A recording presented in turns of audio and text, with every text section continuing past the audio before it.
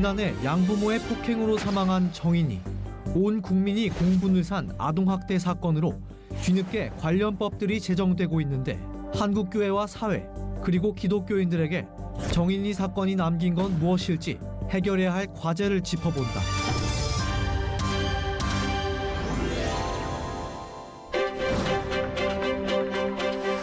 네, 지난주에는 정인이 사건을 통해 우리 사회에 남긴 것들을 짚어봤는데요. 오늘은 그렇다면 우리 크리스천들은 그리고 한국교회가 해야 할 일은 무엇인지 그 의미를 이야기해 보도록 하겠습니다. 가정폭력이라는 게 사실 모두가 감시할 수 있는 환경이 아니잖아요. 뭐 다 숨어서 일어나는 일들이기 때문에 법으로 제정을 하거나 또는 남이 좀 간섭을 해도 문제가 없는 그런 환경으로 만들어지는 상황은 되고 있나요? 그러면 잘 돼 있죠. 우리나라가 처음 이걸 시작한 것은 1997년도입니다. 여성의 전화에서 시작을 해가지고 가정폭력방지법을 만들었고요. 저도 거기 관여했습니다. 97년도. 1997년도에 하다 보니까 비난을 받아요. 가정 내에서만 할 게 아니라 사회나 학교에서도 아이들 학대받지 않느냐. 그래서 2000년도에 김호임 장관이 이제 취임하면서 아동복지법을 개정하면서 17개 조항을 넣었거든요. 그래서 어떻게 보면 아동학대에 대한 처벌이라든지 규정 이런 것들은 다른 나라에 비해서 절대 떨어지질 않아요. 근데 문제가 뭔가 하면 이렇게 됐는데 그 법대로 선고를 안 해주는 거예요. 말하자면 사법관리에서. 예를 들면 애를 죽였는데도 뭐 3년이나 4년 그냥 형을 받고 나니까 부모들이 들고 일어났죠. 그래서 2014년도 9월에 아동학대 범죄 처벌 등에 관한 특례법을 만들어서 아주 잘 돼 있습니다. 거기는 예를 들면 아동치사, 아동학대로 인해서 아이가 죽게 되면 최하 5년, 최고 무기징역까지. 그다음에 이제 일반 아동학대를 일단 법이 판정되면 무조건 3년 이하의 구금이나 3천만 원 미만의 이제 벌금형에 처하게 돼 있거든요. 더군다나 예를 들면 아까 교사나 무슨 의사나 아동 관련 신고 의무자가 그 아동학대를 했을 경우에는 상습법으로 해서 그 가중 처벌을 받게 돼 있어서 잘 돼 있습니다, 법은. 근데 이제 제일 이렇게 하면서 걱정이 뭔가 하면 작년에 예를 들어 보면 작년에 269개 건의 이제 법정으로 이제 선고를 받았는데 그 중에서 처벌은 22건밖에 안 됐어요. 그 22건도 그저 거의 다 한 90%는 그저 무슨 뭐 명령 이런 거나 내리고 무슨 벌금형으로 때리고 집행유예나 때렸거든요. 그러니까 이게 쉽게 말하면 법을 무시하지 않게끔 만들었다는 거죠? 법은 잘 돼 있는데 법을 시행하는 법 시행기관에서 조금 더 법대로 좀 해줬으면 좋겠어요. 우리 하이패밀리가 하이패밀리가 되게 오랫동안 가정사역을 했잖아요. 그러면 이제 가정사역에 변천사가 있을 것 같아요. 그래도 초창기의 가정들은 어떤 모습이었는데 지금에 오니까 어떤 가정의 모습으로 좀 변화가 된 것들이 있다. 특별하게 좀 확 눈에 띄는 게 좀 있어요? 최근에 정인이 사건하고 관련되는 부분에 있어서 되게 그 기본적인 것이 안 지켜진다. 예를 들어서 부모 같으면 당연히 옛날에 부모들은 자식에 대한 모성애라는 것이 있거든요. 그냥 그거는 그냥 너무나 자연스러운 본능이었는데 요즘은 너무 부모들이 많이 아프다. 너무 많이 아프고 너무 많이 다쳐 있고 자신의 원가족에게서 받은 상처들이 되게 많은데 그 상처가 하나도 치유가 되지 않은 상태에서 또다시 엄마가 되는 거예요. 그럼 사실은 아이가 잘못한 건 별로 없어요. 그 어린아이가 뭘 얼마나 크게 잘못하겠어요. 가다가 뭐 넘어질 수도 있고 아니면 마음에 상처가 있으니까 밥을 안 먹는 건데 그 작은 사건에다가 본인이 사실 원래 가지고 있던 상처가 다시 플러스가 되는 거예요. 그래서 부모한테 받은 상처가 다시 이 자식한테 그대로 쏟아지니까 그냥 이렇게 상처가 치유되지 않은 부모는 걸어다니는 시한 폭탄과 마찬가지거든요. 근데 그게 아이한테 넘어가니까 이게 바로 폭력이 되는 거고 옛날처럼 부모들이 건강하지가 않다. 옛날에는 부모들이 참 많이 건강했는데 지금의 부모들은 상처가 되게 많고 갔다 와서 아이들의 재롱을 즐기고 아이들하고 놀고 하는 것이 되게 기쁘고 행복해야 되는데 우선 너무 피곤하니까 내 몸이 너무 피곤하니까 누가 좀 와서 봐주면 좋겠고 아이들이 가까이 오면 그냥 그 자체가 너무 귀찮고 그러니까 아이를 바라볼 때 되게 기쁨은 엄마 자체가 치료가 되는데 그냥 행복하지가 않아요. 그럼 여기서 그 얘기 좀 잠깐 해보죠. 이전에는 엄마가 8명을 낳아도 엄마 혼자 그 아이들을 돌보니까 지들끼리 키운 느낌, 서로 돌봐주면서 이제 하나의 가족애가 형성이 됐는데 요즘은 부부가 아기 하나를 낳아도 양가 부모가 와서 애들을 봐주고 얘들은 일을 나간단 말이에요. 그래서 내 아기, 내 아이라고 하는 어떤 굉장히 중요한 그 진리가 그냥 내가 힘들면 할머니가 봐주고 외할머니가 봐줄 수 있는 위탁이 될 수 있는 아이라는 생각이 그 옛날 부모님들이 자식을 바라보는 어떤 기준과 좀 다른 면의 기준이 생기지 않았을까. 예, 그게 다른데 원칙 조금 더 근본적으로 들어가 보면 이제 우리들 생각은 이 부모들이 이제 맞벌이 부부, 점점 맞벌이 네, 부부 너무 늘어나니까 그럼에도 불구하고 아동의 입장에서 보면 그 어머니와 아이가 많은 시간을 가졌느냐의 시간에 길이의 관계가 없이 정말로 또 아까 말씀하신 외할머니가 길렀던 할머니가 길렀던 누구와 관계없이 주 양육자와 그 아동 간의 그 애착 관계가 얼만큼 짙게 형성되느냐. 그렇죠, 이것은 그렇죠. 일생을 가는 것입니다. 그러니까 예를 들면 무슨 뭐 외할머니가 길렀대도 또 어머니라도 뭐 하루에 예를 들면 1시간도 좋아요. 1시간도 그 아이를 정말로 정말 어머니와 아이의 가슴에 닿는 그런 게 부모 교육이 있어야 되거든요. 그런 아이가 그런 사랑을 느낀다 그러면 그다음에 그 문제가 없거든요. 근데 우리나라가 이제 그런 것들이 잘 못 되고 보통 이제 아까도 뭐 사모님이 얘기하셨던 잘 보셨는데 이 아동학대가 왜 생기는가를 보면요. 가장 근본적인 것이 어린 시절의 과거 경험입니다. 우리가 보통 논문 같은 걸 보면 어린 시절의 부모의 갈등으로 예를 들면 학대나 폭력을 받았던 아이는 그 경험이 성인이 돼서 85%가 뭐 동서양을 막론하고 부부 폭력이라든지 가정폭력, 아동학대의 가해자가 된다고 그래요. 그러니까 이런 아동학대의 대를 이어가는 그 악순환을 막기 위해서는 정말로 아까 말씀하신 그 어린 시절에 어떻게 아이를 정말로 잘 기르느냐 이게 굉장히 중요한 거예요. 그래서 요즘은 부모 교육도 정말 많이 필요한데 네. 엄마들이 너무 지쳐 있어서 부모들을 회복시키는 거, 그다음에 어린 시절의 상처를 치료하는 부모 치유가 굉장히 중요한 시대가 된 것 같아요. 그리고 엄마들은 주로 이제 아이들을 경쟁 사회 속에 우리 아이로만 본단 말이에요. 대부분이. 그래서 우리 애가 더 월등해야 되고 더 나아야 되고 그렇죠. 그래서 이 아이들을 학원에 보내는 것이 마치 만능인 것 같은 더 좋은 선생님 붙여주는 게 만능인 것 같은 내가 실제로 이 아이를 끌어안고 같이 울어주는 그 시간보다는 돈이 많은 사람은 돈으로 아이를 기르고 그래서 아이를 양육하는 교육의 목표도 수정이 좀 돼야 되고요. 그다음에 양육의 태도도 틀림없이 교육이 좀 돼야 되고 그래서 계속 말씀하셨다시피 부모 교육이 반드시 있어야 된다. 그래서 부모 교육을 통해서 특히 우리 크리스찬 부모들이 세상의 가치하고 똑같이 갈 수는 없잖아요. 우리는 하나님이 말씀하시는 또 다른 자녀 양육의 목표가 있거든요. 그래서 그런 것들을 다시 우리가 가르쳐줘야 되고 전수를 시켜줘야 되고 다시 우리 부모님들이 네. 성경으로 돌아가야 될 것 네, 같아요. 성경으로 다시 돌아가야 되고 너무 엄마들이 바쁘고 힘들고 지쳐있기 때문에 그렇죠. 그런 엄마들을 계속해서 회복시켜주고 영적인 회복도 또 중요하고. 그들의 내면에 어릴 때 상처를 좀 치료하고 이런 굉장히 다각도의 접근이 필요하다. 옛날처럼 딱 하나만 가지고는 이제 되지 않죠. 우리나라가 가지는 이제 독특성이라는 게 뭐냐면 네. 어떤 사건이 하나 터지면 그 사람의 이름을 따서 법을 만들어요. 네. 계속 그렇게 만들어 왔다고요. 그래요. 네, 네. 네, 실제적으로 뭐 그 법이 없어서가 아니라 제가 볼 때 굉장히 전시적인 효과를 노리는 네. 그런 어떤 인기법을 자꾸 만들려고 하는 것 같은데 네. 사실 정인이 사건이 일어나기 이전에도 이 정인이 법을 또 만든다는 그 상황이 지금 되고 있는데 네. 그 정인이법이 아니어도 정인이 같은 아이가 생기지 않도록 하는 법은 무수히 많은 거잖아요. 그렇죠, 그렇죠. 근데 지금 정인이법을 또 만든다고 그러는데 어떻게 생각하세요? 뭐 일단 좀 만들어졌죠. 벌써 만들어져가지고 이제 거의 통과가 되잖아요. 그런데 이제 이번에는 이게 정인이법이라는 게 사실은 이름만 붙여서 정인이법이지만 아까 말씀드린 2014년도에 아동학대 범죄 처벌 등에 관한 특례법을 보완하는 겁니다. 그래서 거기서 보완한 게 첫 번째는 즉시 분리하는 거예요. 전에 없던 게. 그러니까 학대 받는데 가가지고 경찰이고 뭐 잘못돼가지고 이렇게 그게 아니고 신고하면 무조건 일단 분리를 해서 분리해놓고. 72시간 내에 그 아이를 아주 면밀하게 하는 것. 그다음에 이제 두 번째는 이제 과거는 그런 게 없었는데 경찰이라든지 아동 전담 학대 전담 공무원이 그 가정에 갔을 때는 가정에 들어갈 수 있는 권리. 그다음에 차 내에도 들어갈 수 있는 모든 권리를 확보해 놓은 거. 뭐 이런 것들이 있고요. 마지막으로 이번에 그 정인이법에 말한 거는 일체 물리적 힘, 다시 말하는 체벌, 뭐 훈육을 가장한 체벌 이런 것들은 법으로 처벌하게 돼 있습니다. 세 가지가 특징이죠. 아, 그렇군요. 그리고 좀 더 아마 강화된 거네요. 강화됐죠. 상당히 처벌도 많이 강화가 된 게 예전에는 이게 신고가 들어와서 바로 불응했을 때 500만 원의 과태료가 때려졌다면 이제는 1,000만 원에서 배로 다시 늘어나고 근데 저는 두 번 생기면 바로 불립니다.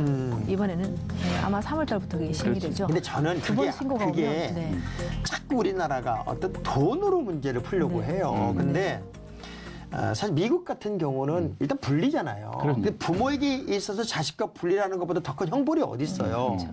근데 거기다 벌금을 매긴다는 그 공갈을 치는 건 저는 아니라고 보고 네, 네. 진짜 하나 나서 못 내면 어떡하겠어요, 그러면. 그러니까 어떤 늘 그런 생각을 저는 해봐요. 이게 어떤 사건이 발생하면 벌 주려고 그리고 혼내려고 하는 그런 것이 국가가 할 일이 아니라 어떻게 건강한 가정을 만들어 줄까를 도와주기 위해서 우리가 법을 좀 만들면 좋겠다는 생각이 드는데 그러니까 아마 계속 법이 이렇게 개정이 되고 계속 바뀌어도 다시 이 사건이 계속 반복될 수 없는 아주 중요한 이유를 말씀하신 것 같은데 우리가 절벽 아래 앰뷸런스가 아니라 절벽 위에 울타리가 돼야 된다. 그럼요. 왜냐하면 울타리 하나도 쳐놓지 않은 상태에서 이미 아동학대 생겨서 이미 아이는 만신창이가 됐는데 그때 살려내는 거를 목표로 한다면 무슨 의미가 있을까라는 생각이 드는 거예요. 그러니까 사건이 생기고 나서 수습하고 대책하는 그런 방법보다 생기기 전에 우리가 예방하는 방식으로 가는 것이 훨씬 더 안전하죠. 왜냐하면 한번 아동학대를 당했을 때 아이를 겨우 살려내는 것이 목표가 아니지 않습니까? 살려냈다 한들 그 아이는 인지와 정서와 마음과 몸과 마음이 다 파괴되어져 있는데 그런 상태에서 살려나서 또다시 아이는 너무 긴 치유의 시간을 걸어가야 되는데 그렇게 하기 전에 울타리가 없어서 떨어져서 만신창이가 되기 전에 앰뷸런스 매번 출동시키기 전에 차라리 절벽 위에 울타리를 만들어서 떨어지지 않도록 그런 예방하는 생각이 거. 사모님 말씀드리면 갑자기 그런 생각이 들어요. 하이 패밀리한테 네. 뭐 입양하든 내가 자식을 길렀든 네. 정말 저 부모지만 네. 너무 기르기 힘듭니다. 네. 이 아이를 좀 어떻게 좀 해주면 좋겠습니다라고 하는 그 상담 창구 그런 창구들을 이제 곳곳에 좀 열어줘서 네. 내가 이렇게 가다가는 우리 아이 정말 더 학대할 수밖에 없는 환경이 되겠고 또 가정 형편이나 상황에서 내 아이를 좀 더 잘 기를 수 없는 환경이 됐으니 이 문제를 좀 풀어주십시오라고 하는 그런 공간들을 좀 많이 만들어주면 얼마나 좋을까. 저는 이번에 코로나 사태를 겪으면서도 그걸 느낀 거예요. 대한민국 국민이에요. 대한민국 국민인데 대한민국 국민을 대한민국을 지켜주고 국민들의 대표가 되는 분들이 계속 공갈치고 협박하고 혼을 내고 그리고 막 제도권 속에서만 혼을 냈단 말이죠. 이게 오히려 더 따뜻한 바람으로 옷을 벗겼으면 얼마나 좋았을까. 이 정의 사건을 보면서 제가 느끼는 건데 얼마나 좋은 기관들이 있어요. 이 기관들이 좀 더 활동을 할 수 있는 그 문을 열어주면 얼마나 좋을까 하는 생각이 드는데 지금 하이 패밀리 사역이 지금 몇 년이에요? 지금까지? 내년이면 30주년이 되고요. 네. 그동안에 이런 엄마들을 개별 상담도 많이 하고 특히 분노를 컨트롤할 수 있는 분노 조절 프로그램 이런 거 저희가 계속해서 근데 지금 내가 볼 때는 그게 많이 있어도 네.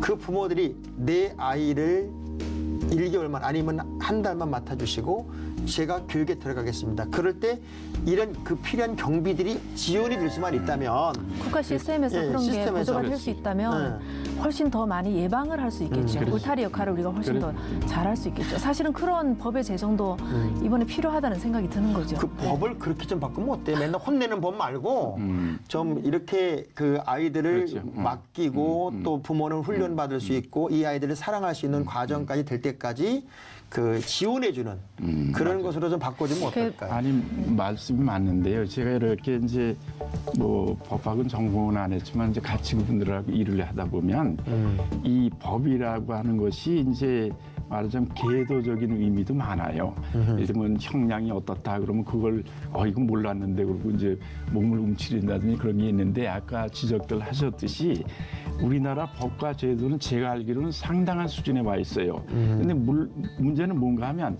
서둘러 법을 만들고 나니까 지금 예를 들면 아동학대 전담 공무원을 뭐 해야 된다고 아동 보호 전문기관이라는 게 지금 택도 없이 모자르거든요. 그건 전문가들입니다. 그건 아주 공부하는 분들인데 그 제쳐놓고 공무원을 한다고 그랬는데 공무원도 지금 100몇 명에다가 지금 시군구가 220 몇 개인데 지금 다 하지도 못했거든요. 또 문제는 아이를 즉시 분리하라고 그랬어요. 그 법은 그렇게 되어 있는데 즉시 분리하면 아이들이 어딜 가는가? 그게 문제는 나가죠. 그게. 그러면 어딜 가는가 하면 지금 전국이 76개 그룹홈밖에 없거든요. 학대 피해 아동 그룹홈. 근데 그 아이들을 하려고 그러면 한 600여 개가 만들어져야 돼요.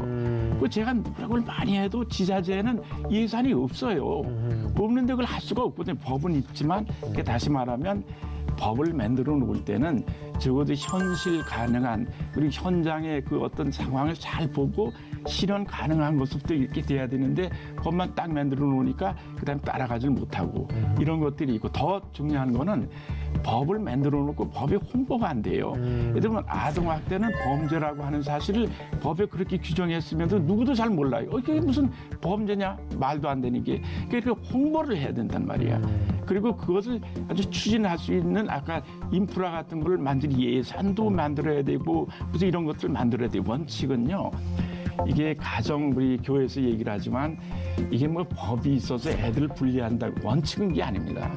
원칙은 가정이라고 하는 게 하나님께서 주신 가장 원초적인 집단이거든요. 그러니까 미국이나 이런 외국에도 그러지만 패밀리 프레저베이션 원리라고 그래서 아동은 무조건 가정에서 부모들과 같이 생활을 하게 돼 있어요. 그렇죠. 그래서 이제 분리된 아동들을 외국 같은 데는 가능한 원가정으로 복귀합니다. 그래서 그 대신 아주 하루에도 몇 번씩 그 전문가들이 와서 상담을 하고 그렇게 돼 있는데 우리나라도 노력을 하죠. 그래서 이제 원법도 또 전에도 있습니다만 이제 아이를 하다가 웬만한 경우에 집으로 보내면 이런 명령을 내립니다.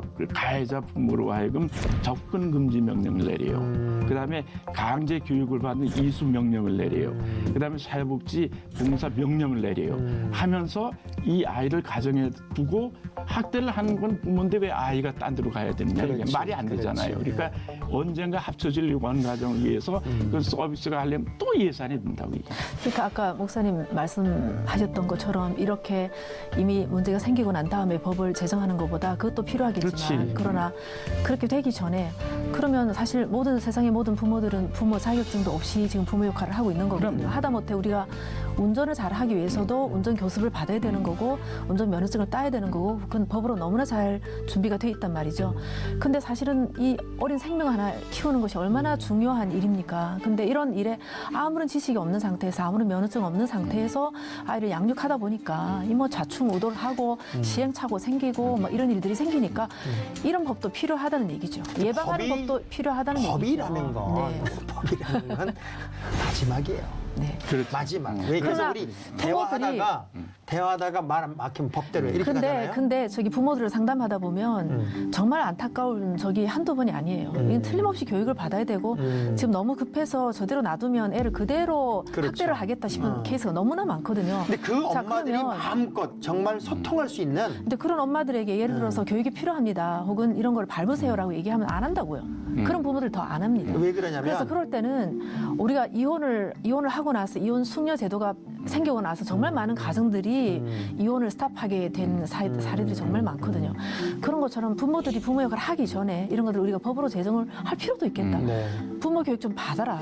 네. 예를 들어서 상담자가 이렇게 위험하다고 진단됐을 경우에는 상담자의 어떤 권유에 따라서 분노 조절 훈련 받아라. 그러니까 이런 것들을 하이패밀리가 좀 법적으로 홍보 좀 좀 열심히 하세요. 해주면 열심히 하셔서 아니 법 얘기하다가 아니 갑자기 이게 공부 얘기를. 법은 자꾸 만들면 만들수록 국민을 옥죄는 게 되는 거니까. 그러나 이런 법이 하나의 안전장치가 될 수도 있는 거죠. 그래서 절대로 오지 않고 정말 위험수가 높은 그런 부모들에게는 강제적으로라도 이 교육을 받게 한다면 많은 학대가 예방될 수 있다는 거고 예방 쪽에서도 우리가 이런 안전장치를 마련할 수 있으면 마련할 필요가 있다는 얘기죠. 목사님 말씀하셨던 것처럼 법에 옥죄일 수도 있지만 그러나 정말 법의 규정이 필요한 사람도 있다. 저는 법을 만드는 네. 것만큼이나 네. 부모들이 은밀하게 정말 내 고민과 아픔을 상담할 수 있는 공간들. 상담하기 위한 법을 좀 제정을 할 그러니까 필요가 그런 있다는 공간들을 얘기죠. 좀 위험한 곳곳에 많이 사람들이. 만들어서 네네. 정말 조용히 전화를 통화하고 네, 또 네. 상담 치료를 받고 할 수 있는 네.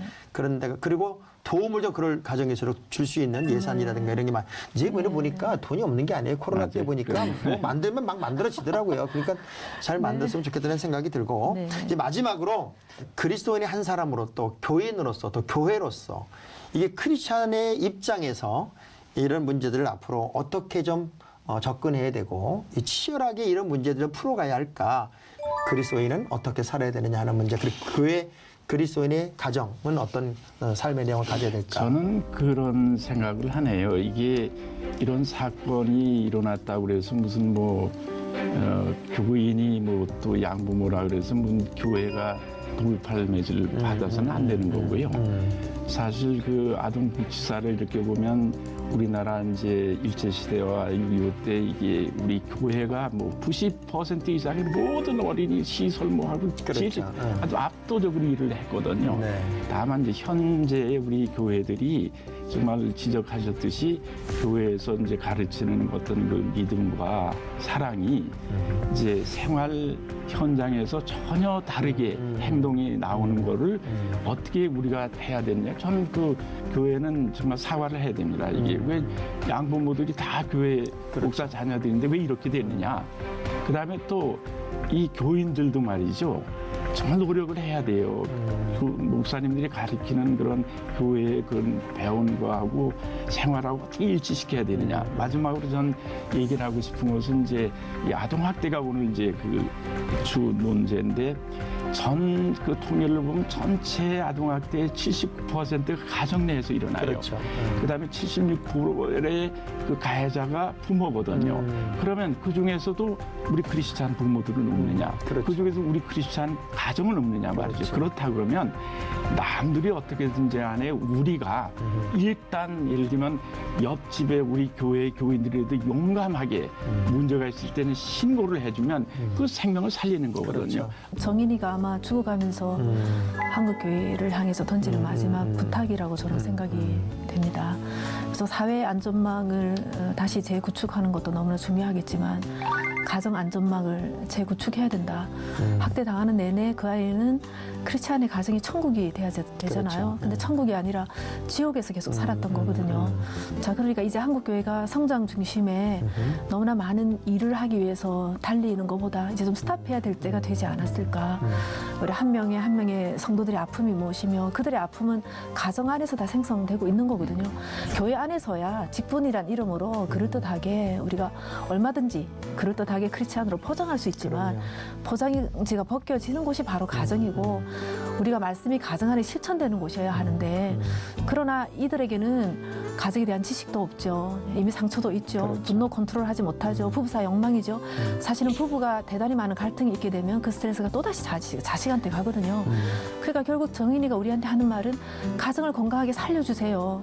엄마가 더 이상 아빠가 더 이상 이렇게 위험한 위험지대가 되지 않고 엄마 아빠가 안전지대가 좀 되게 해주세요. 저 너무 많이 아팠어요. 그렇게 우리에게 이야기하지 않을까요? 네. 그래서 우리가 이제는 스탑하고 이 세상이 우리를 향해서 돌팔매질 한다라고 우리가 생각해야 될 게 아니라 이들의 아픔에 대해서 이들의 분노에 대해서 우리도 함께 아파하면서 조용하게 우리 자신을 돌아보면서 어쩌면 나도 제2의 정인이 부모가 될 수 있겠다 생각하면서 사실은 우리 가정 안에 이 복음이 움직여져야 되는 거죠. 복음의 능력이 우리 가정 안에 완성되어질 수 있도록 이제 우리 한국교회가 가정을 더 이상 외면하면 안 되겠다. 그래서 가정 안에 천국이 이루어지는 일들을 우리가 지금이라도 바로 해야 된다라는 것이 생각합니다. 아벨이 죽음으로써 이야기를 했단 말이죠. 네네. 피의 소리가 들린다라고 얘기했죠. 정인이의 어쩌면 이 죽음이 거룩하게 이 네. 한국교회 연결이 되려면 그 죽음 속에 들리는 메아리가 우리 한국교회 교인들의 가슴에 절절히 울려야 되고 부모님들에게 절절히 울려야 된다고 저는 생각을 합니다. 그리고 신앙생활의 가장 최고의 하이라이트가 순종이잖아요. 말씀을 순종하는 것이 곧 우리의 신앙생활의 기준이 되고 가정의 기준이 될 텐데 정인이 사건을 통해서 우리는 우리 스스로에게 참된 그리스도인의 삶을 살고 있는가라는 질문을 던져보지 않을 수가 없습니다. 입에 머무는 신앙이 아닌 삶이 드러나는 믿음이 되기 위해서는 갈 길이 여전히 멀다는 고백만 할 수밖에 없지요. 어느 곳에 있어도 무엇을 해도 부끄럽지 않은 참 신앙인이 될 수 있도록 더욱 겸손히 주님 앞에 무릎을 꿇어야겠습니다. 그리고 이 땅에 아이들이 폭력으로 더는 고통받지 않도록 사회적 책임도 다해야 하겠습니다. 또 이를 위해서 교회도 제대로 잘 할 일을 찾아내야 되겠고요. 정인이가 남긴 과제들을 하나하나 잘 풀어내는 한국교회와 성도들이 되었으면 좋겠습니다. 오늘 함께 해주신 한국아동학대 예방협회 이백은 회장님, 하이패밀리 김양숙 공동대표 두 분 고맙습니다. 네, 감사합니다. 고맙습니다. 네. 감사합니다. 네.